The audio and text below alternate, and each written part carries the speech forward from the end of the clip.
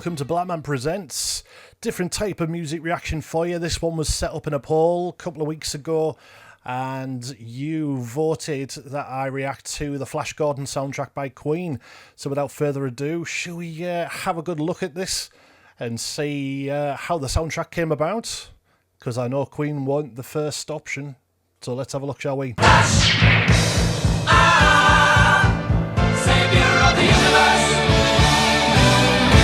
In a galaxy of cult cinema, one film dared to be louder, bolder, and far more outrageous than the rest.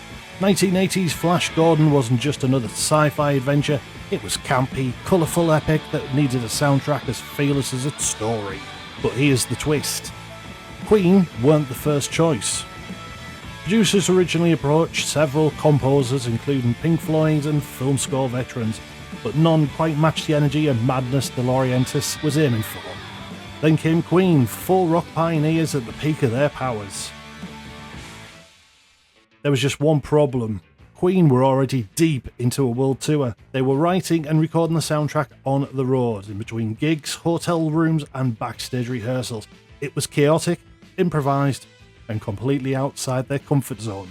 Brian May took the lead, crafting the score with a mix of guitar-driven drama and early synthesizers.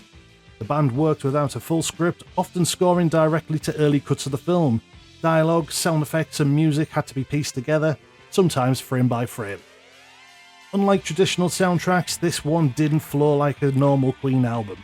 In fact, the band themselves were split about the project. It wasn't easy squeezing their operatic rock style into the tight timing and structure of film scoring.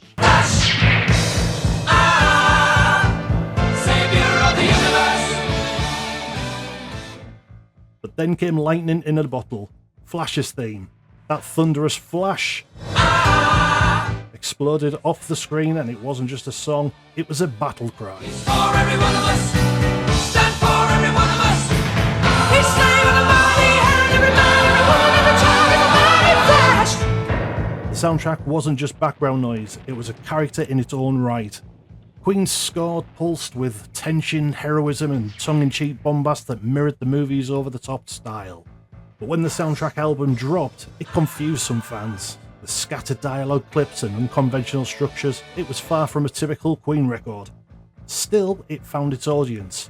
Over time, the Flash Gordon soundtrack gained cult status, not for just what it was, but what it dared to be.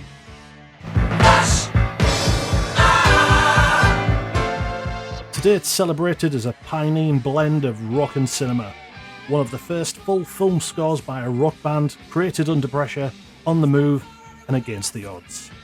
Queen didn't just score Flash Gordon, they amplified it. They gave it rhythm, urgency, and the voice that still echoes through sci-fi fandom. Born out of chaos, raised by tour buses, and unleashed onto the screens with a scream. Flash. One vision, one soundtrack, one legend.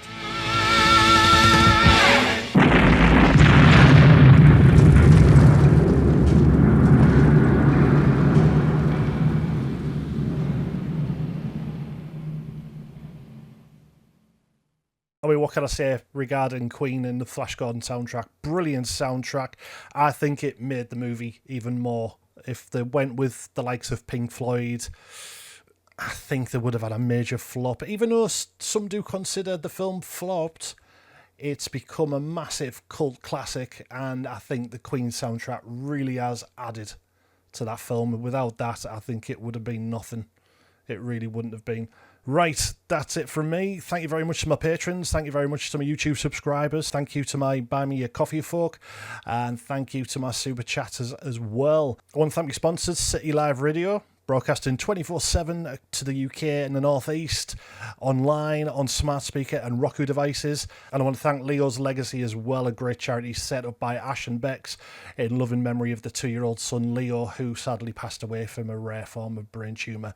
Please do visit the site, it's a great charity, and give it all your support. That's it from me. I will be back soon. Catch you later and stay safe. Bye bye.